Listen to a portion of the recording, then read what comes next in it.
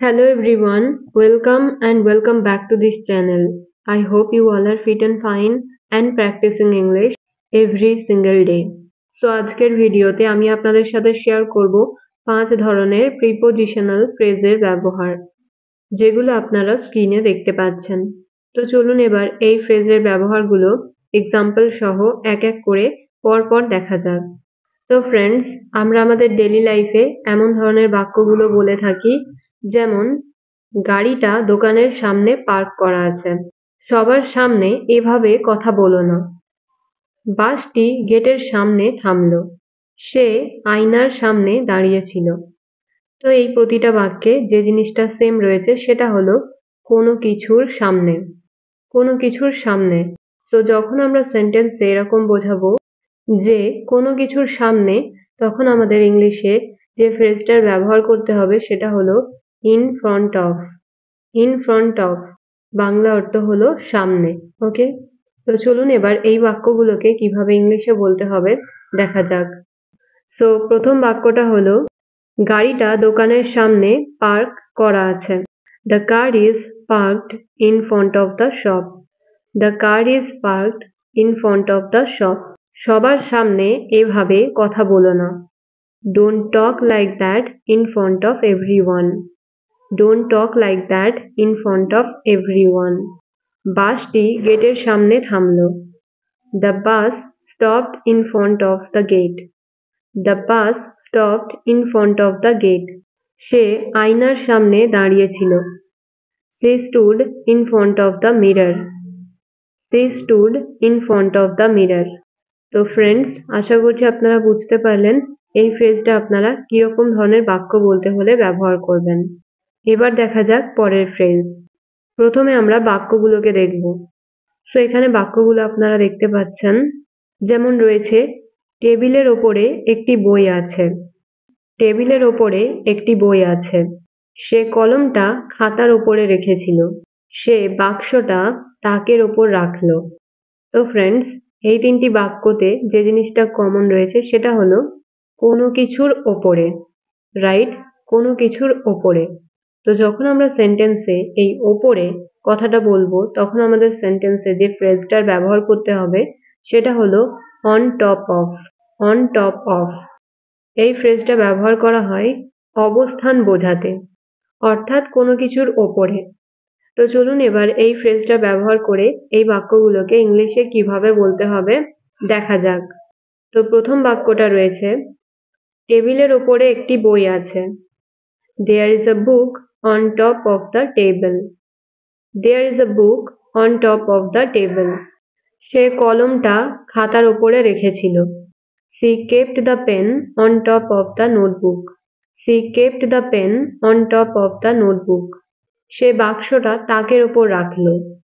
He placed the box on top of the shelf. He placed the box on top of the shelf. এছাড়াও আবার আমরা কখনো কখনো এমন ধরনের বাক্যগুলো ব্যবহার করে থাকি, যেমন সে ক্লান্ত ছিল এবং তার উপর অসুস্থও ছিল। সব সমস্যার ওপর গাড়িটাও খারাপ হয়ে গেছে। পড়াশোনার পাশাপাশি তার একটা পার্ট টাইম চাকরিও আছে। তো ফ্রেন্ডস, এই বাক্যগুলোকে ভালো করে লক্ষ্য করলে আপনারা দেখতে পাবেন এই প্রতিটা বাক্যতেই কোনো কিছু অতিরিক্ত বোঝাচ্ছে। অতিরিক্ত বোঝাচ্ছে। যেমন প্রথম বাক্যটা দেখুন রয়েছে সে ক্লান্ত ছিল এবং তার উপর অসুস্থও ছিল।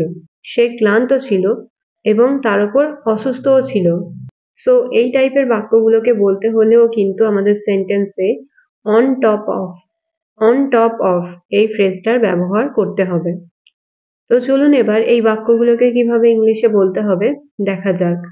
তো প্রথম বাক্যটা রয়েছে সে ক্লান্ত ছিল এবং তার উপর অসুস্থও ছিল। She was tired and on top of that she was sick. She was tired and on top of that she was sick. সব সমস্যার ওপর গাড়িটাও খারাপ হয়ে গেছে। On top of all the problems, the car broke down. On top of all the problems, the car broke down. পড়াশোনার পাশাপাশি তার একটা পার্ট টাইম চাকরিও আছে। On top of his studies, he has a part-time job. On top of his studies, he has a part-time job. So যখন আমরা সেন্টেন্সে অতিরিক্ত কিছু বোঝাবো তখন কিন্তু অন টপ অফ এই ফ্রেজটার ব্যবহার হয়ে থাকে। তো চলুন এবার দেখা যাক পরের ফ্রেজ। সো স্ক্রিনে আপনারা যে বাক্যগুলো দেখতে পাচ্ছেন যেমন রয়েছে, সে আমার পাশে বসে আছে, সে তার বাবার পাশে দাঁড়িয়েছিল, নদীর পাশে একটি সুন্দর বাগান আছে, দোকানটি ব্যাংকের পাশে। তো এই প্রতিটা বাক্যে কমন জিনিসটা রয়েছে কোনো কিছুর পাশে। যখন আমরা সেন্টেন্সে এরকম বোঝাবো তখন আমাদের সেন্টেন্সে যে ফ্রেজটার ব্যবহার করতে হবে সেটা হলো নেক্সট টু। নেক্সট টু অর্থাৎ পাশে। তো এই বাক্যগুলোকে তাহলে এবার ইংলিশে দেখা যাক। সে আমার পাশে বসে আছে, তাহলে এই বাক্যটা ইংলিশে হবে she is sitting next to me. She is sitting next to me. সে তার বাবার পাশে দাঁড়িয়েছিল। He was standing next to his father. He was standing next to his father. নদীর পাশে একটি সুন্দর বাগান আছে। Next to the river there is a beautiful garden. Next to the river there is a beautiful garden. দোকানটি ব্যাংকের পাশে। The shop is next to the bank. The shop is next to the bank. তো friends, আশা করছি আপনারা এই ফ্রেজটার ব্যবহার খুব ভালোভাবে বুঝতে পারলেন।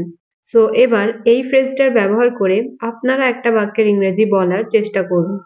বাক্যটা হলো সে জানালার পাশে বসেছিল। সে জানালার পাশে বসেছিল। এই বাক্যটা আপনারা ইংলিশে কিভাবে বলবেন কমেন্টে লিখে জানান। ওকে, তো ফ্রেন্ডস, এটা ছিল নেক্সট টু এর ব্যবহার। এবার দেখা যাক পরের ফ্রেজটা। বৃষ্টির কারণে খেলা বাতিল করা হয়েছে।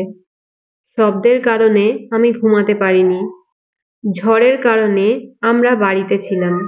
ঝড়ের কারণে আমরা বাড়িতে ছিলাম। জরুরি কারণে সে আসতে পারেনি। তো ফ্রেন্ডস, এই প্রতিটা বাক্যে যে জিনিসটা কমন রয়েছে সেটা হলো কোনো কিছুর কারণে, রাইট? কোনো কিছুর কারণে। সো এই কারণে কথাটা ইংলিশে বলতে হলে আমাদের বলতে হবে বিকজ অফ, অর্থাৎ কারণবশত বা এর কারণে। তো চলুন তাহলে এই বাক্যগুলোকে এবার ইংলিশে দেখা যাক। তো প্রথম বাক্যটা রয়েছে বৃষ্টির কারণে খেলা বাতিল করা হয়েছে। The match was cancelled because of rain. The match was cancelled because of rain. শব্দের কারণে আমি ঘুমাতে পারিনি। Because of the noise, I could not sleep. Because of the noise, I could not sleep. ঝড়ের কারণে আমরা বাড়িতে ছিলাম। We stayed home because of the storm. We stayed home because of the storm. জরুরি কারণে সে আসতে পারেনি। He could not come because of an emergency. He could not come because of an emergency. তো ফ্রেন্ডস, আশা করছি আপনারা এই ফ্রেজটার ব্যবহার বুঝতে পারলেন। তো এবার এই ফ্রেজটার ব্যবহার করে একটা বাক্যের ইংরেজি আপনারা বলার চেষ্টা করুন। বাক্যটা হলো সে তার কঠোর পরিশ্রমের কারণে সফল হয়েছে। সে তার কঠোর পরিশ্রমের কারণে সফল হয়েছে। এই বাক্যটা আপনারা ইংলিশে কিভাবে বলবেন কমেন্টে লিখে জানান। এবার আমরা দেখব পরের ফ্রেজ। প্রথমে আমরা বাক্যগুলোকে দেখব। সো এখানে বাক্যগুলো রয়েছে বৃষ্টি হওয়া সত্ত্বেও তারা বাইরে গেল। ক্লান্ত হওয়া সত্ত্বেও সে কাজ চালিয়ে গেল। অসুস্থ হওয়া সত্ত্বেও সে স্কুলে গেল। অপমান হওয়া সত্ত্বেও সে শান্ত ছিল। তো ফ্রেন্ডস, এই প্রতিটা বাক্যে যে জিনিসটা কমন সেটা আপনারা বুঝতেই পারছেন। তো সেটা হলো সত্ত্বেও, কোনো কিছু হওয়া সত্ত্বেও, right?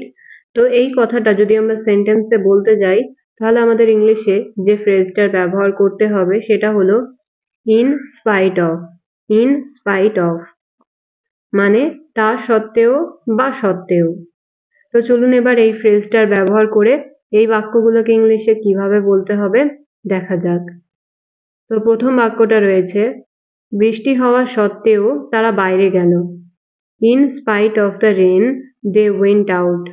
In spite of the rain, they went out. ক্লান্ত হওয়া সত্ত্বেও সে কাজ চালিয়ে গেল। In spite of being tired, he continued working. In spite of being tired, he continued working. অসুস্থ হওয়া সত্ত্বেও সে স্কুলে গেল। She went to school in spite of being sick. She went to school in spite of being sick. অপমান সত্ত্বেও সে শান্ত ছিল।